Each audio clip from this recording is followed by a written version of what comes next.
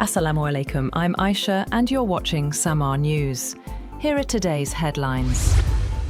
US President Donald Trump has urged Iran to get smart soon and sign a deal, following days of deadlock in efforts to end the conflict and a media report that the US would extend its blockade of Iran's ports. In a post on Truth Social, Trump said Iran couldn't get its act together. He said they don't know how to sign a non-nuclear deal without explaining what such a deal would entail. Iran wants some kind of US acknowledgement of its right to enrich uranium for what it says are peaceful civilian purposes. US President Donald Trump has instructed aides to prepare for an extended blockade of Iran as stalled talks leave the future of the Strait of Hormuz uncertain. According to US officials cited by the Wall Street Journal, in recent meetings, including a Monday discussion in the Situation Room with top security officials, Trump chose to continue preventing shipping to and from Iranian ports. Officials said the president assessed that maintaining the blockade carried less risk than his other options, resuming bombing or walking away from the conflict altogether. The blockade is being used as a high-risk attempt to force Tehran into nuclear concessions it has long resisted. The Pentagon says the US war in Iran has cost around $25 billion so far, marking the first official estimate of the conflict's price tag. A senior defense official told lawmakers that most of the spending went toward munitions. The United States began strikes on Iran in late February, with a fragile ceasefire now holding.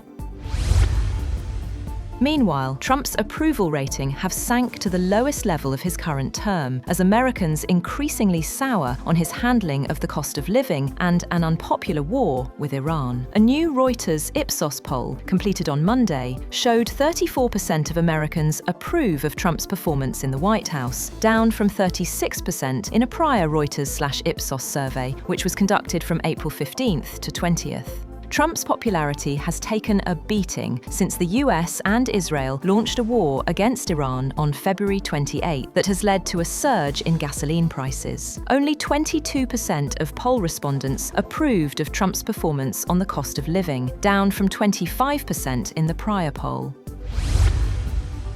US intelligence agencies are studying how Iran would respond if President Donald Trump were to declare a unilateral victory in the two-month-old war. Two US officials and a person familiar with the matter said the goal is to understand the implications of Trump potentially pulling back from a conflict that some officials and advisors worry could contribute to deep Republican losses at the midterm elections later this year. White House spokeswoman Anna Kelly said the US is still engaging with the Iranians on negotiations and would not be rushed into making a bad deal.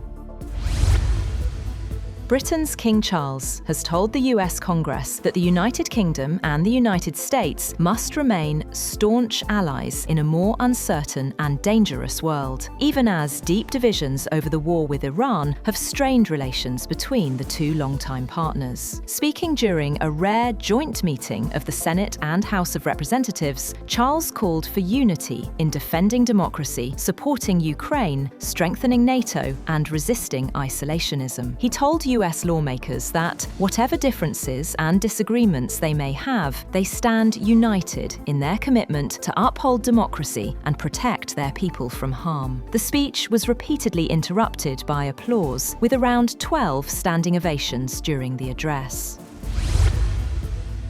US President Donald Trump has said that Britain's King Charles III shared his view that Iran should not be allowed to acquire a nuclear weapon, raising the sensitive issue of the Middle East conflict during a White House state dinner for the visiting monarch. Speaking at the dinner honouring King Charles and Queen Camilla, Trump said his administration was engaged in a little Middle East work and claimed the situation was going well. He said they had militarily defeated that particular opponent and were never going to let that opponent ever have a nuclear weapon. In his own remarks after Trump, King Charles did not mention Iran, the Iran war, or Trump's claim about his views.